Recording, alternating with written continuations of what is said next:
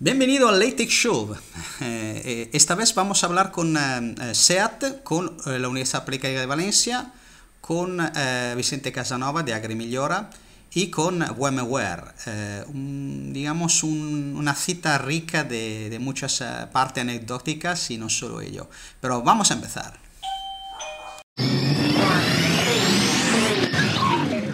Bueno, estamos aquí hoy con Javier Rovira de SEAT, digamos una de las personas que se ocupa de la gestión del cambio y de la gestión de las personas dentro de SEAT. Y bueno, Javi, gracias por estar aquí con nosotros en esta primera entrega del LaTeX Show. Y nada, ¿cómo te ha pillado a ti el tema del Smart Working y sobre todo cuál es la experiencia que habéis tenido dentro de la empresa? Bueno, a nosotros nos ha pillado, como a toda España, de repente, en una situación muy comprometida donde ha habido distintos problemas, ¿no? Distintas barreras iniciales.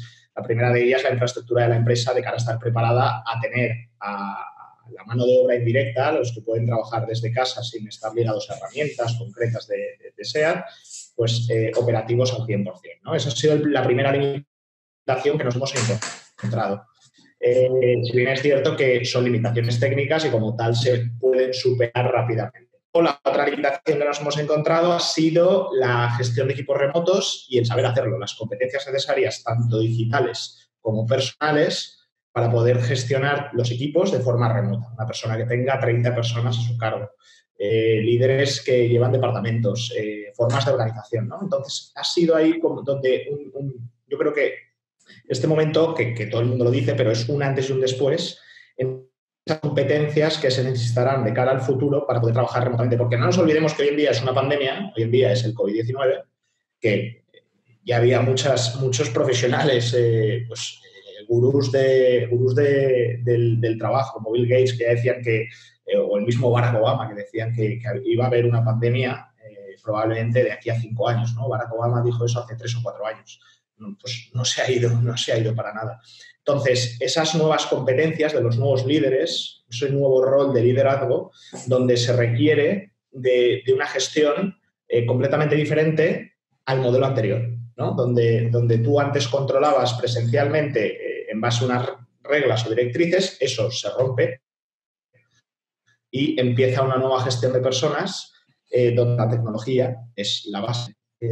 Luego, las otras competencias, que son las competencias emocionales, para poder dirigir a esas personas desde sus casas, teniéndolas siempre alineadas con la organización, que es el mayor reto. Al final, que no se pierda la colaboración y que no se pierda esa conexión con la empresa para poder ir todos alineados en torno a unos objetivos. Y entonces, vamos a ver, y vosotros tenéis, lo tenía ya, alguna empresa tenía ya protocolos, cosas de este tipo. Vosotros sí. Me has dicho que os han encontrado un poco con el pie cambiado y que ha habido cierta resistencia. Pero en concreto, de toda esta experiencia, ¿qué te llevas tú como manager, como experiencia? Pues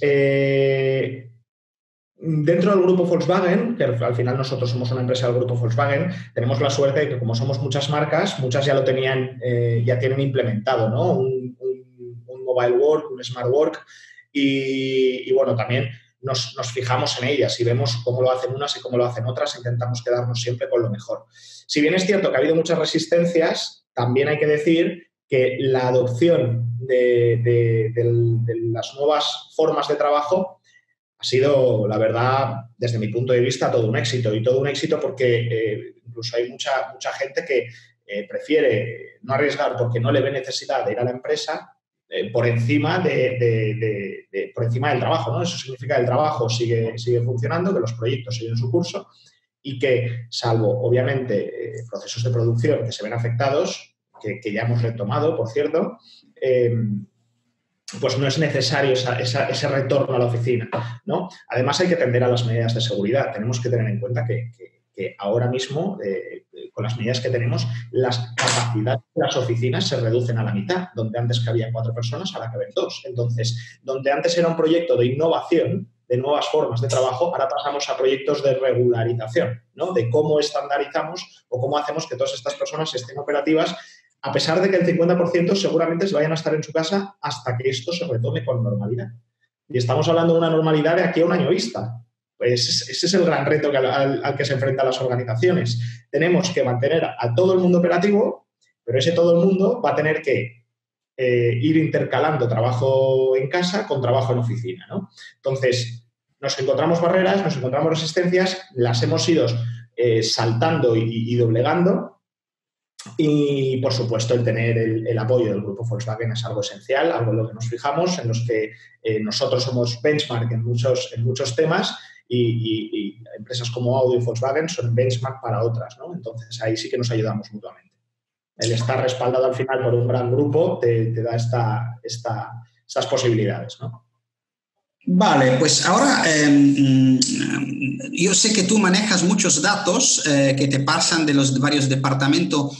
¿Qué observas dentro de estos datos? Porque claro, estos datos hay que transformar en información y eso es algo que tú haces a diario. Entonces, ¿se está notando nuevos paradigmas? ¿Se está notando algo dentro de los datos que te llama mucho la atención? Yo antes, por ejemplo, estaba hablando con la gente de Mango, que por supuesto ha notado un cambio de hábito en la compra en aquellos países que han tenido abiertas las tiendas, o Telefónica, por ejemplo, el hábito de consumo ha cambiado. O sea, cada uno me ha dicho, no, mira, se nota porque he visto esto dentro de los datos. ¿Tú qué has visto en los datos? Bueno, lo que nosotros hemos visto por encima de todos los datos y que a mí sí que me ha llamado la atención, no es a lo mejor el número de conexiones que se realizan remotamente, no va tanto ligado a la capacidad de trabajo, sino a cómo la empresa ha sido solidaria entre ella, ¿vale? Eso es lo primero. A cómo los managers han sabido gestionar, que para mí ha sido... del volumen de esos datos y del significado de esos datos, sacamos estigmas culturales de SEA que a mí me parecen brutales, ¿no? Que es la solidaridad, el compromiso, el desarrollo del trabajo, la continuidad de los proyectos, eso de primeras, ¿no? Y luego, de los datos, yendo más concreto al nivel de datos, nos damos cuenta que, y ya es una evidencia, que el uso de los datos te da información más transparente, de mejora de procesos. Eran 4 pilares: transparencia, mejora de procesos, explotación de estos datos, qué podemos hacer con ellos, de repente ver que tenemos, que podemos explotarlos, ¿no? Y de la mejora continua de estos procesos. Entonces, cuando nos tenemos que basar mucho más en los datos que antes, que es el cambio que tenemos hoy en día, cuando los datos empiezan a ser muy valiosos, nos damos cuenta del uso que le podemos dar. Entonces, más que el saber analizar esos datos, nos hemos dado cuenta en SEA de la gran montaña que tenemos y de que podemos hacer uso de ella. Y que ese uso nos lleva a una mejor toma de decisiones. Eso ha sido lo principal, un cambio de paradigma de donde antes me guiaba más por la intuición, obviamente también respaldado por los datos que tenemos en SEA, pero donde antes la figura de los datos tenía un peso, de repente ha cambiado, ¿no? Y ahora mismo tiene mucha más relevancia y puedo tomar mejores decisiones en base a esa información. Entonces, si esa información es transparente y recorre la empresa from top to bottom, ¿no? Pues ganamos en agilidad y en flexibilidad, muchísimo más. Muy bien. A ver, ¿qué opinas tú de cómo va a ser la desescalada? O sea, aquí en España ya empezamos a ver la luz. Yo mismo igual la semana que viene podré salir a hacer deporte, que esto me viene muy bien. Pero en general, ¿qué opinas tú sobre esto? ¿Qué mundo va a ser a partir de...? Pues tenemos, como decía, yo creo que aquí hay 2-3 factores muy, muy importantes. Uno, tenemos que asegurar, las empresas tienen que asegurar que toda la persona que entra a su empresa a trabajar, la persona está sana. Porque en la medida que tú ganes confianza dentro de la empresa, los trabajadores, lo primero es que se van a sentir comprometidos con la empresa, van a querer ir a trabajar a gusto, porque no olvidemos que estamos en un entorno, digamos, no violento, pero un entorno de teletrabajo forzado. Esto no es home office, esto no es smart work, esto es trabajo forzado desde casa, ¿vale? Y vamos a entrar en un entorno donde la empresa, donde los trabajadores, valorando el esfuerzo que hace la empresa para que la gente esté allí, van a tener un alto compromiso con la organización. Entonces, tenemos que atender a que la empresa tiene que ser un entorno de seguridad.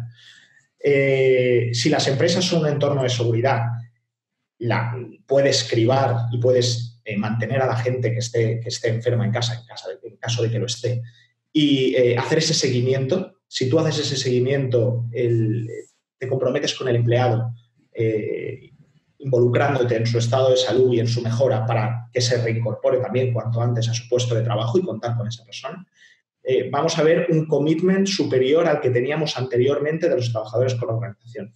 Luego, esa desescalada tiene que ser, como decíamos, muy progresiva. Pasamos de un momento en el que estamos todos encerrados en casa a otro momento en el que no vamos a poder estar todos en la organización, donde pilares como la solidaridad, el ponerse en el papel de los demás, la empatía, como decíamos, el compromiso y la voluntad de querer seguir hacia adelante con todos los proyectos en los que uno está inmerso son fundamentales. Entonces, ese desescalado progresivo, bueno, tiene que ser progresivo según nuestro punto de vista y tiene que ser muy de relación con las entidades públicas, ¿no?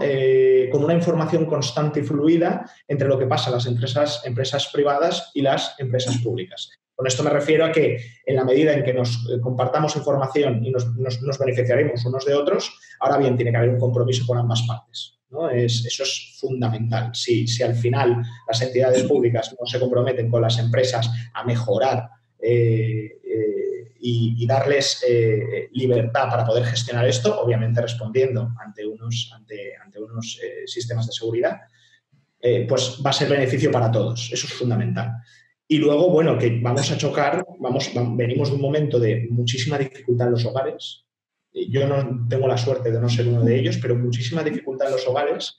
Y la empresa como oasis, ¿no? La empresa vista desde el punto de vista, desde el prisma de voy a la empresa saliendo un poco de casa, ¿no? Entonces, ahí va a haber un poco de gestión de emociones también, de querer trabajar, pero de lidiar con unos problemas cada uno en su casa muy, muy importantes. Entonces, la empresa tiene que ponerse en el lugar del trabajador, la empresa tiene que entender en qué situaciones viene cada uno y todo esto a través de los managers de los departamentos, que son quien tiene la responsabilidad. También vemos aquí, y algo para mí muy importante, la figura de la parte social. La parte social de verdad entendiendo y comprometiéndose con los trabajadores para mejorar sus condiciones actuales. Si es a través de convenios de Smart Work, por ejemplo, si es a través de salud y seguridad en el trabajo, de nuevas medidas adoptadas por todos, por ambas partes, tanto por la organización como por la parte social, los sindicatos. Es fundamental estar reunidos de cara a una normalización cuanto antes, ya que sin esta normalización entraremos en un periodo de crisis mucho más difícil que el que tuvimos en 2008. Entonces, me parece, y lo comentábamos justamente, teníamos una reunión el otro día con distintos colaboradores, fundamental esa representación por parte de la empresa y de la parte social, trabajando unidos por una lucha común, que al final es que se reanude cuanto antes la actividad laboral y que se pongan en marcha las condiciones necesarias para el desarrollo normal de las actividades profesionales. Y en esas estamos. Esos tres pilares los veo fundamentales. Muy bien, Javi. Gracias por tu tiempo y nada, pasamos a otro argumento.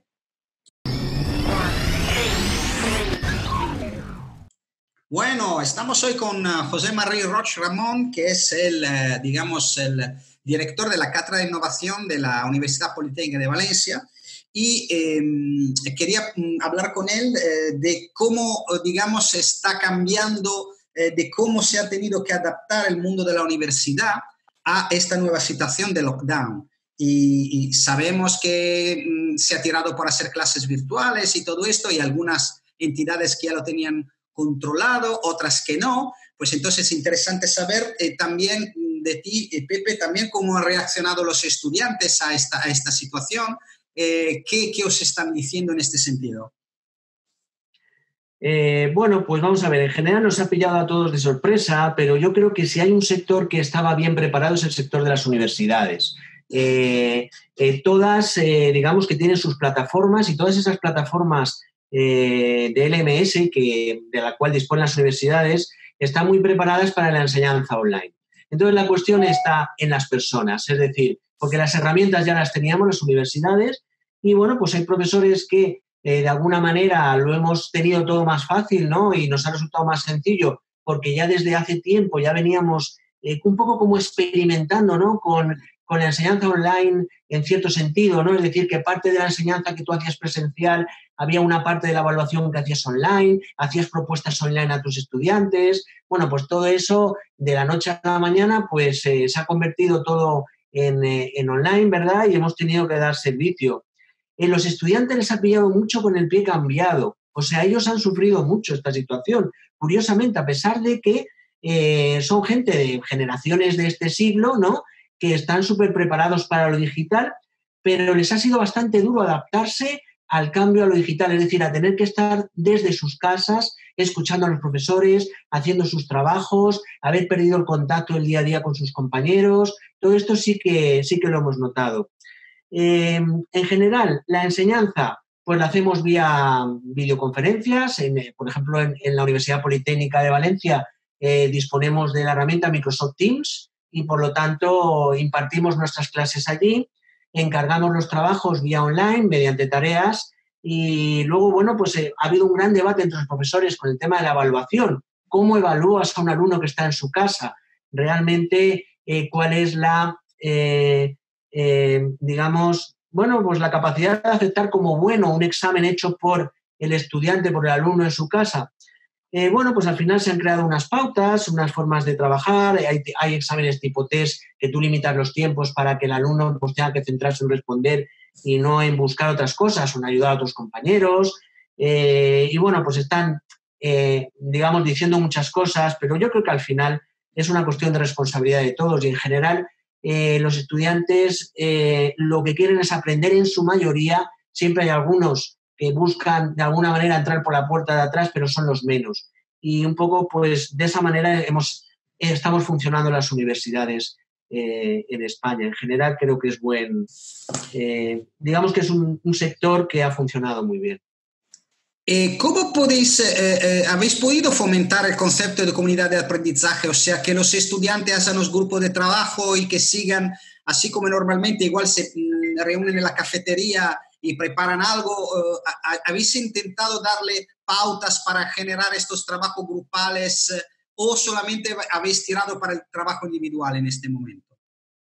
No. De hecho, yo tengo una asignatura que realizan justamente building startups, es decir, construyen startups o el modelo de negocio por una startup a partir de una idea, trabajan en equipos de 4 o 5. La asignatura no había finalizado cuando entramos en la situación de confinamiento y ellos han terminado, digamos, utilizando herramientas online colaborativas para rematar sus proyectos. Sus proyectos ahora están terminados, ¿vale? Pero han tenido que colaborar. Hay miles de herramientas colaborativas que lo permiten, incluso el mismo Teams te permite crear grupos de trabajo donde ellos pueden reunirse en privado y trabajar y presentar sus trabajos, etcétera, etcétera. En ese sentido ha continuado todo igual, es decir, no se ha individualizado la enseñanza y cuando ha habido que hacer equipos de trabajo, los equipos han funcionado, siguen funcionando. De hecho, ellos lo agradecen también, trabajar en equipo. Vale, tú sabes, bueno, tú tienes también la faceta de ser el presidente de Dama España. Dama es la asociación de data management, digamos, referente a nivel mundial sobre el tema del manejo de datos. Tú sabes que ha habido una gran polémica antes del lockdown relativamente al concepto, al hecho de que las operadoras podían usar los datos agregados de los usuarios para temas de movilidad. Y sabes también que en Italia están a punto de lanzar una aplicación de trazabilidad de COVID a partir de datos no agregados presentes en los móviles, ¿no? ¿Qué opina de estos?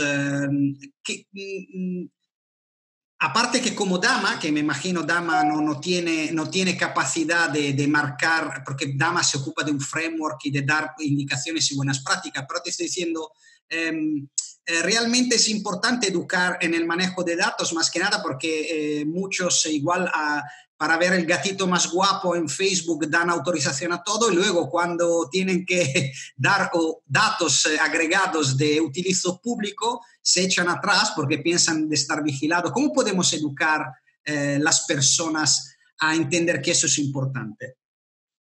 Bueno, vamos a ver. La gestión de los datos hoy en día se ha convertido en algo primordial para el mundo de las empresas. Pero no solo para el mundo de las empresas, que ellas se ha convertido ya en un activo más que pueden manejar y pueden sacar rendimientos. A nivel personal, también es área, como bien has comentado, Michele, una educación, una evangelización sobre el uso y el manejo de los datos, ¿vale? Me preguntas cómo podemos educar. Pues bueno, hay que ver también quién se deja educar y quién no, ¿de acuerdo? Hay gente que realmente, realmente atiende o no a determinadas consideraciones según de dónde le vengan, ¿vale? Es complicado también porque no todo el mundo tiene el nivel como para entenderlo todo, pero sí sería bueno de alguna manera que se lanzara una campaña, pues yo creo que incluso a nivel del Estado, incluso en los colegios, para que a los niños y a los jóvenes se les diera educación a nivel del uso de los datos, ¿no? Y sobre todo vocabulario, es decir, que entiendan exactamente qué quieren decir determinadas palabras. Tú has utilizado ahora pues datos agregados, ¿no? Vale, yo lo entiendo, pero la mayoría de la gente probablemente no lo entiende, o qué significa, o quizá si lo llamas datos anonimizados, pues es más fácil que la gente lo entienda, ¿no? Actualmente es fundamental y yo creo que el uso de estos datos para luchar contra una pandemia, pues yo lo encuentro totalmente justificado. Hay gente que salta y habla de su privacidad, pero realmente si tú le explicaras que estos datos van a estar anonimizados y que realmente lo que se busca es saber un poco comportamientos globales como sociedad, no como personas, y no espiar a unos u otros, o a lo mejor simplemente crear perímetros de seguridad para que uno pueda se puedan lanzar alarmas cuando uno se ha movido a determinada zona o no, pues no lo sé, pero todo esto la verdad es que sí que desde una asociación como la de Dama sí que vamos o promovemos o se promueve la evangelización, la formación, la educación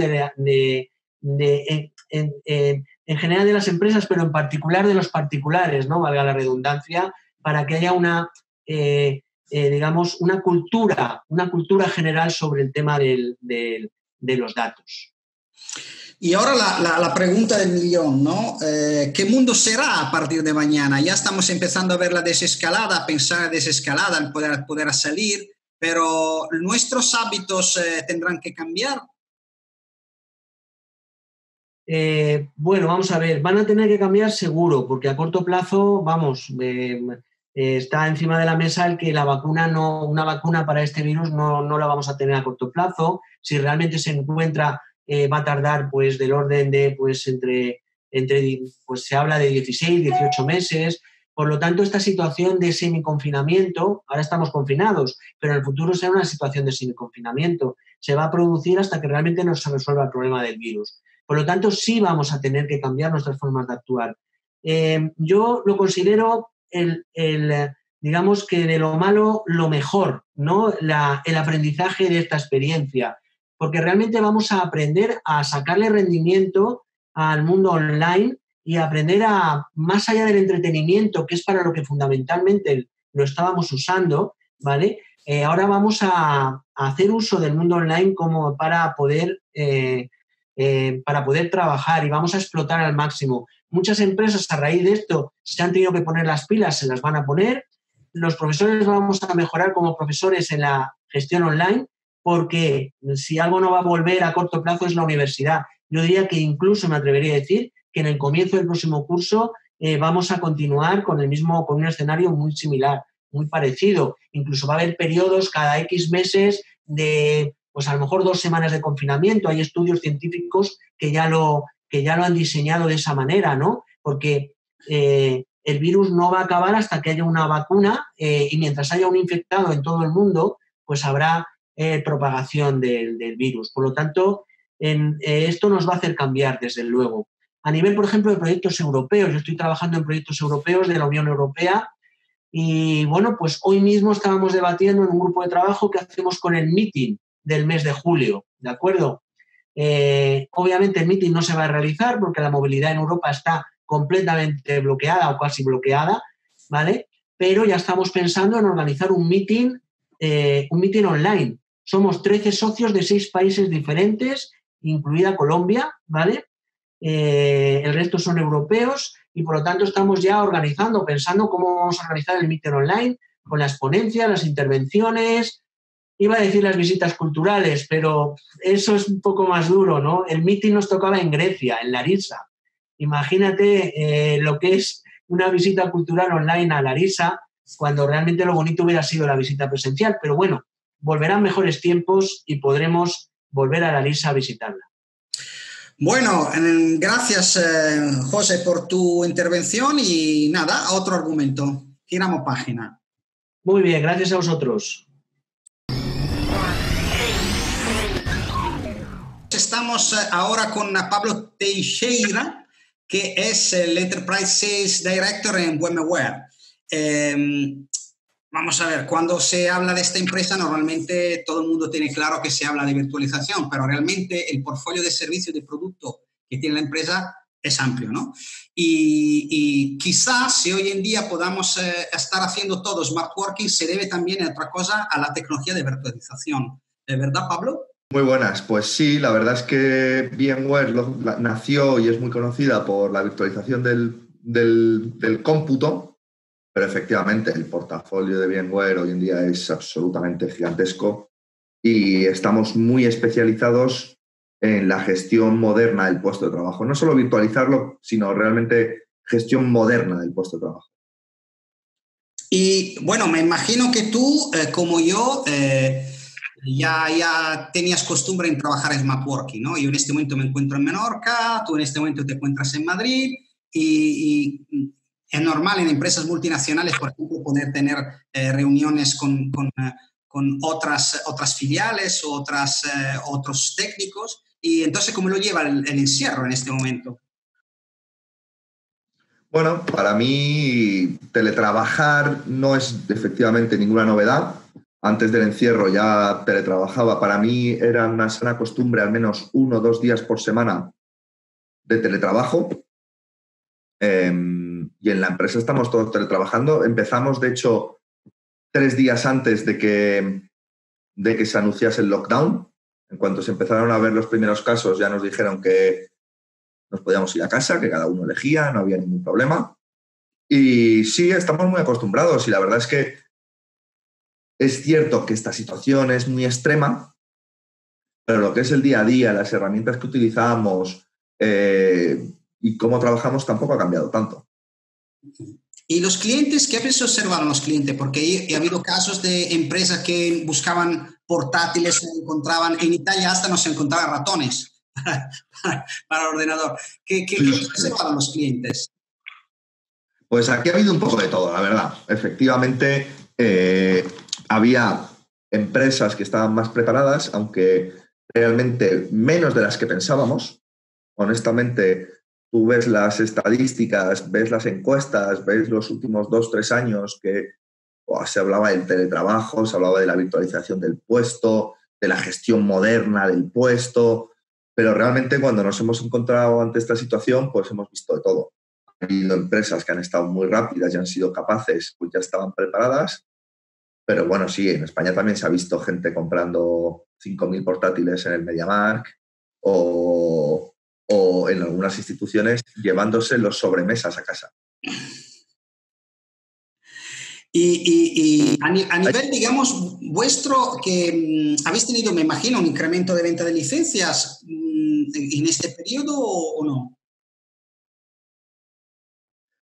A ver, sí. Es decir, en este periodo ha habido muchos proyectos que estaban a lo mejor un poquito más parados, pero relacionados todos, por supuesto, con el teletrabajo y que han salido adelante muchísimo más rápido. De hecho, hemos ayudado a muchísimas organizaciones. Estamos muy orgullosos de la reacción que ha tenido el equipo VMware ante esta pandemia y el servicio que hemos dado a nuestros clientes. Hemos montado en instituciones sanitarias acceso a aplicaciones críticas para más de 20.000 sanitarios en menos de una semana. Gente que, por ejemplo, médicos que estaban infectados y que tenían que estar en casa esos 15 días de cuarentena, no podían trabajar. Y sin embargo, pues les hemos montado la infraestructura necesaria y el acceso a las aplicaciones para que los médicos, incluso estando en casa, pudiesen trabajar, pudiesen acceder, pudiesen leer historiales clínicos. En el sector sanitario hemos hecho cosas increíbles y en tiempo récord y la verdad es que estamos muy orgullosos. Las empresas privadas, muchas se han movido también, ¿eh?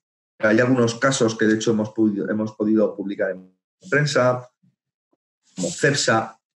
Cepsa, la verdad, estaba muy preparada, es cierto, a lo mejor no estaba preparada 100% para dar a toda la empresa. Empresas que estaban muy preparadas, sin embargo, bueno, pues se encuentran con nuevas realidades. Los data centers, pues están diseñados, los centros de procesos de datos, para situaciones a lo mejor más estándar y de repente pues nos encontramos con esto. Entonces, por ejemplo, en Cepsa lo que hemos hecho ha sido montar infraestructura elástica, es decir, montar infraestructura en nubes públicas, en este caso en AWS. Y como es tecnología VMware tanto en su data center como en AWS, hemos podido montarla, bueno, pues en menos de un día, en 24 horas, y ya disponían de toda la infraestructura necesaria para poder dar servicio tanto a sus clientes como a sus empleados. Ha sido un proyecto muy interesante. Bueno, aparte que estamos en un periodo que, esto lo hablé con Dell hace un tiempo, ¿no? Que yo no entiendo a la gente que aún compra un servidor físico, pero me dijo, Miquel, que se vende muchísimo. Digo, no, me quedé pasmado, ¿no? Pero eso, quizá este lockdown, estábamos reflexionando el otro día que quizá sin haber tenido la nube y todo lo que supone, muchos servicios no hubiesen podido arrancar, en el sentido si trabajadores enfermos, gente que no podía desplazarse al lugar de trabajo. Claro, de un lado hay mucha gente que tiene, entre comillas, miedo de estos mega data centers, pero realmente la prueba que son más seguros que cualquier servidor quizá se ha habido en estos días, ¿no? ¿Qué opinas? Sí, yo creo que las nubes públicas han tenido un papel importantísimo durante esta pandemia. Sin duda, gente que estaba dudando si ir o no ir, bueno, pues a lo mejor no ha tenido opción y ha tenido que ir. La cuestión es cómo ir siempre, es decir, ¿es sostenible el movimiento que han hecho ahora? ¿No lo es? Creo que los que lo hayan hecho con cabeza, los que tenían a lo mejor un plan ya más o menos identificado y simplemente lo han tenido que ejecutar más rápido, bueno, pues probablemente hayan hecho un movimiento muy acertado. La nube pública al final, dependiendo para qué la uses, pues puede ser magnífica, está clarísimo. Sí, aunque ahora también, por supuesto, el concepto de nube híbrida permite, digamos, mezclar estas dos realidades, o sea, poder tener toda la infraestructura fuera para los datos absolutamente cruciales, tenerlo, digamos, separado. Y, digamos, la nube híbrida es algo que está siempre yendo a más de lo que me comentan clientes y que me comentan también otros vendors sobre en este Es que es lo lógico. Al final, ¿qué hay que buscar? Lo mejor de ambos mundos. O sea, la meta no debe ser ir a la nube pública. La meta no debe ser ir a la nube híbrida. La meta debe ser cómo tecnología da el mejor servicio posible a sus empleados y a sus clientes y ayuda al negocio. Entonces, si ayuda más el negocio teniendo ciertas cosas en la nube pública, pues, y dependiendo de cuál, pues en AWS tendrás una cosa, en Google Cloud tendrás otra, dependiendo de lo que busques. Y lógicamente, aún hay ciertas cosas o ciertos procesos, ciertos datos que en el on-premise están mejor. Y no pasa nada. No, no, no hay no, que, no, no, pensarse. no hay que tener, no te sale caspa por decir on premise, no pasa absolutamente nada. También se puede tener, nos ha dado de comer todos estos años y no podemos ahora demonizarlo. Muy bien, y dos últimas preguntinas. La primera es, ¿cómo te ha cambiado a ti como manager esta situación? Pues ha habido bastantes retos y la verdad, mira, ayer lo estábamos hablando en la reunión de equipo. El tema es que ahora es la nueva normalidad ya.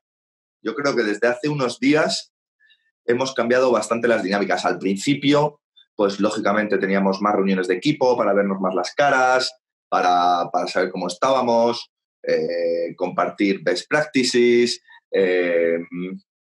también ver cómo estaban los clientes, qué estábamos viendo en nuestros diferentes clientes para poder intentar compartir esa información, tanto interna como hacia el exterior.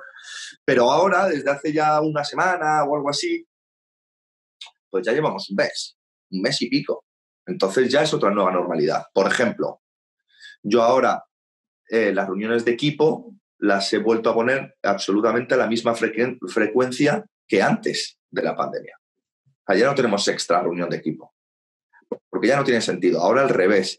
Ahora el mayor problema al que nos estamos enfrentando y tenemos que educarnos es que, por ejemplo, no tienes que estar todo el día haciendo teleconferencias. No es sano. Ni es bueno, ni es productivo estar de 9 de la mañana a 8 de la tarde haciendo vídeos por Zoom, por Hangout, por lo que sea, por Skype, lo que sea, Teams. No es sano. Entonces, ahora nos estamos enfrentando a una nueva rutina en algo que ya se ha convertido en normalidad. Pues ahora que hay que encontrar pues, huecos para hacer mejor tu trabajo en vez de estar en videoconferencia, intentar reducirlas al máximo. Ya te digo, yo he quitado casi todas las reuniones de equipo extras del COVID-19. No, ahora estamos más o menos en las mismas rutinas. Y entonces, nada, ¿eres de los positivos o de los negativos respecto a esta escalada? ¿Va a ser un proceso largo? ¿Tendremos que acostumbrarnos a vivir situaciones como esta? Aparte el tema de la economía, que va a ser muy tocada, sobre todo en determinados sectores. ¿Qué va a ser de nosotros mañana? Buah, yo tengo que reconocerte que tengo sentimientos enfrentados, ¿vale? En lo personal, pienso que vamos a salir reforzados. Yo estoy muy feliz, tengo que admitirlo, esta cuarentena, bueno, pues a mí me está haciendo bien. Y creo que parte de mi equipo incluso también la está, entre comillas, vamos a decir, disfrutando, ¿vale? No exageremos tampoco. La economía, al revés. Yo ahí creo que estoy en el lado negativo. Creo que mucho que la gente piense que en cuanto empecemos a salir a la calle, la economía va a volver a la normalidad, yo lo dudo muchísimo. El turismo va a tardar muchísimo más en llegar, ciertos sectores van a estar tocados de muerte. Nosotros lo que estamos viendo en los clientes es que, por ejemplo, tienen mucho miedo a las grandes inversiones. Pues sí que es cierto, antes hablábamos que hemos hecho muchos proyectos relacionados con el teletrabajo, en cómo ayudar a una mejor gestión del puesto de trabajo, a acceder a aplicaciones críticas, a virtualizar los puestos de trabajo, pero sin embargo, proyectos transformacionales estamos viendo que, lógicamente, pues están bastante parados y es normal. Entonces, el lado de la economía, creo que la recuperación va a ser lenta. Creo que los que hayan sacado lecciones van a salir muy fortalecidos, también te lo digo. Creo que la gente que haya aprovechado bien para posicionarse, no digo vender, digo posicionarse durante estos tiempos, para formar a sus empleados, para comunicarse mejor con los clientes, para demostrar que tienen un alma, ¿no? Que no son solo un logo, sino que tienen un alma detrás, van a salir muy, muy, muy reforzados. Yo, por ejemplo, soy de los que toda la vida me han encantado Inditex y hoy más que nunca me siento orgulloso de tener una empresa así dentro del tejido empresarial nacional. Por ponerte un ejemplo, hay muchísimas más, pero como el ejemplo más sonado es Inditex, me gusta recordarlo. Y hay mucha gente que está haciendo cosas maravillosas. Pues nada más, Pablo. Gracias por tu tiempo y nada, pasamos a otro argumento. Dámosle la vuelta a la página. Bueno, estamos hoy aquí con Vicente Casanova de AgriMigliora Group. Estamos hablando con una de las personas más expertas que yo conozco en tema de agrotech. Y además, para mí, bueno, aparte que es un amigo, es la persona que realmente el inventor del concepto Sinergo, en el sentido que él fue el que me dijo, joder, Miquel, es Sinergo. Y entonces, claro, le debo muchísimo. Entonces, y había que reconocérselo y me parece este el foro más adecuado. Bueno, Vicente, ¿qué tal estás? Ay, espera que... No, hay que volverlo a hacer porque no he grabado. No, sí estoy grabando. Bueno, ay, Vicente, ¿qué tal estás? Luego recortas. Vale, pues oye, lo primero, muy agradecido por tu llamada y por incluirme en este proyecto y si es como compensación por haberse me ocurrido aquel nombre de Sinergo, yo creo que no hay comparación porque aquello fue una ocurrencia puntual y esto es mucho más, para mí es mucho más importante. Tanto como experto en agrotech, ¿no? Muy interesado y muy creyente en el concepto agrotech y creyendo que esto va a ser la próxima revolución tecnológica en muchos aspectos. Estaba leyendo un post tuyo sobre LinkedIn sobre el hecho de la incidencia de la polución dentro de determinados cultivos. Y bueno, tú sabes que ahora estamos en periodo de lockdown y mucha gente ha dicho que es este virus que es una especie de reacción del planeta a tanta polución y además se ha desarrollado en zonas, sobre todo como la Lombardía, la zona de Madrid, que notoriamente tienen bastante polución. ¿Tú piensas que puede tener algo que ver esto? Y el mundo en general, las plantas y todo eso, me imagino que necesitan aire, ¿no? Sí, en realidad, más que la polución, era el aumento de la temperatura del planeta. Creo que se ha medido en 2-3 grados desde que se empezó a medir el incremento de temperatura y eso realmente sí que varía digamos, el protocolo de vida de los insectos, haciéndolos mucho más activos y mucho más longevos en cuanto a tiempo que ellos pueden perjudicar a las plantas. Por tanto, es un vector mucho más importante y mucho más agresivo el de las plagas, teniendo en cuenta este cambio de temperatura. Y por tanto, la agricultura ha de pensar mucho en cómo lo hace, no solo en eso, luego comentaré un poco algo más en cuanto a la producción, pero también en cuanto a la protección y el control de los cultivos, porque evidentemente ya el consumidor no está dispuesto a aceptar cualquier tipo de control, cualquier tipo de químico. Por lo tanto, se están dando una serie de factores en la agricultura que la están enfocando a tener que autoinventarse, a autorreinventarse y a incorporar una serie de variables que hace 20 o 30 años no tenía previstos. Entre ellas, por ejemplo, el ser más sostenible y ser más respetuosa con el medio ambiente. ¿Qué estás observando tú digamos, de tu trabajo, de lo que está pasando ahora con este lockdown? Aparte del hecho de tener que estar en casa, compartir espacio con otras personas en vez de estar en la oficina. Tú, me imagino, bueno, tú y yo somos años que trabajamos con Smart Working, entonces no es nada nuevo, pero ¿qué has observado tú dentro del hábito de la gente a la hora de trabajar? Por ejemplo, ¿cómo lo lleváis en la empresa? ¿Teníais algún protocolo para eso? ¿Habéis tenido que improvisar? Mira, la realidad es que nuestra empresa es un pequeño reducto dentro de todo el canal de la agricultura, digamos, la cadena de valor de la agricultura y sobre todo la cadena de valor del agroalimentario, que es todavía más amplio. Nuestra empresa es un rara avis dentro de esta cadena de valor porque somos la única empresa en España que tiene la dimensión que tenemos nosotros y que produce portainjertos y plantas de una manera biotecnológica. Y sobre todo en multiplicación in vitro. Utilizamos una serie de tecnologías que no se dan en ninguna otra empresa en España. Y fuera de España se puede estar dando a lo mejor en 4 o 5 empresas en todo el mundo. No hay ninguna dedicada a este tipo de...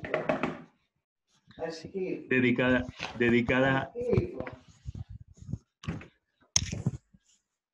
Bye. Vale. Es una de las pocas empresas que utiliza la biotecnología, la multiplicación in vitro enfocada a árboles frutales. Hay otros que la aplican a otro tipo de especies, pero somos una rara avis dentro de la agricultura. Por tanto, nuestra experiencia no es ni siquiera comparable con otras tantas. Aún así, somos un grupo de empresas que tiene 12 filiales fuera de España.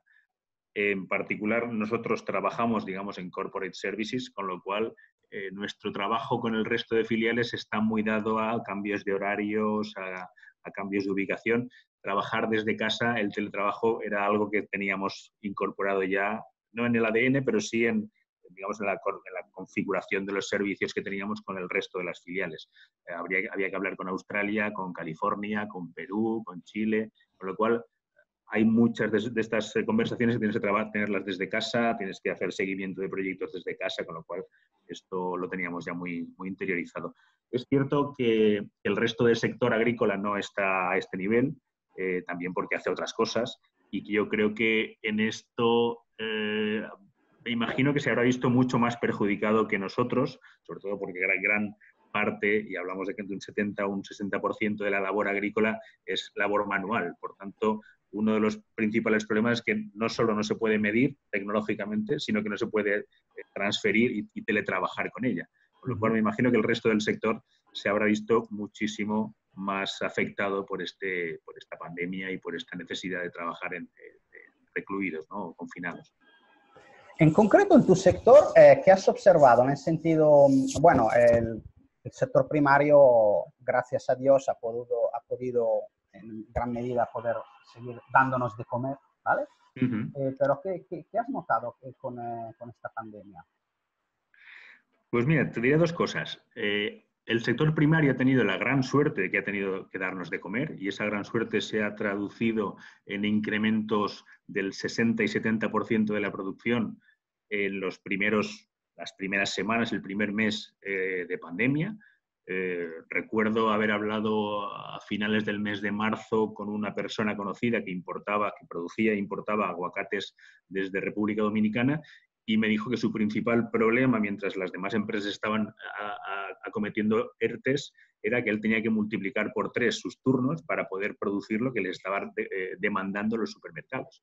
Claro, eso fue un periodo de 3 semanas, 4 semanas, hasta que todo se estabilizó. Pero eso les dio al sector primario dos cosas: la tranquilidad de que esta pandemia iba a ser menos perjudicial para ellos que para el resto de las industrias, y la perspectiva de que tenían que acometer ya todas las cuentas pendientes que tenían en cuanto a la tecnología.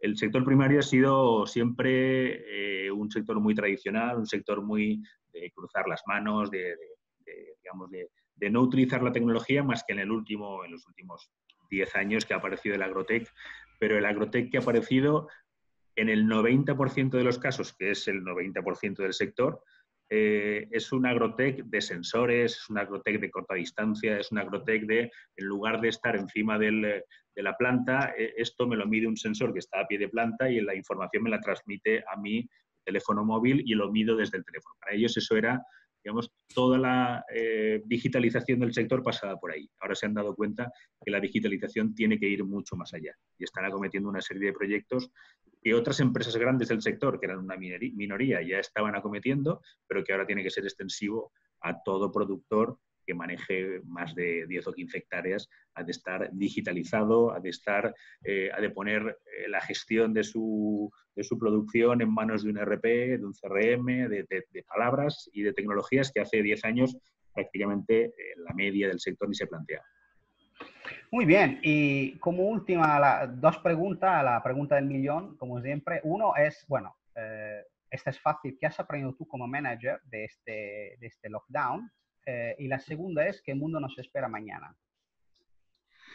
Pues mira, como manager te diría que he aprendido que lo verdaderamente importante en este sector, en esta empresa y en cualquier otro sector son las personas. Al final, la tecnología no hace más que conectar personas que hacen posible alcanzar objetivos. Y esto me lo ha demostrado las 8 o 9 semanas que llevamos de confinamiento, de gestión de proyectos a distancia, de efectos de consumo, de noticias en televisión, al final te das cuenta que lo más importante es tener un buen equipo, saber gestionarlo y que todo esto termine, digamos, equilibrando la vida personal y la vida profesional y los objetivos personales y profesionales de cada uno. Esa ha sido mi lección. ¿Y el mundo que nos espera mañana? Pues yo tengo una teoría que no sé si es muy compartida, y es que esta crisis, al contrario que la anterior, va a perjudicar mucho a algunos y va a beneficiar mucho a otros. Y cuando salgamos de esta crisis, algunos habrán incrementado bastante su cuota de mercado y otros habrán reducido o incluso habrán tenido que desaparecer. Lamentablemente creo que es una crisis que no va a afectar por igual ni a países, ni a empresas, ni a sectores, y es lo que vamos a ver, quizás no en los próximos 6 meses, quizás en los próximos 2 años, pero creo que se va a reconfigurar todo sector y toda industria. No sé si esto repercutirá en mayores diferencias sociales o mayores diferencias laborales, pero desde luego creo que va a ser una reconfiguración en lo tecnológico, en la percepción del consumidor, en los gustos del consumidor, pero también en la estructura social y en la estructura laboral de cada país. Muy bien, gracias Vicente por estar con nosotros y pasamos a otro argumento.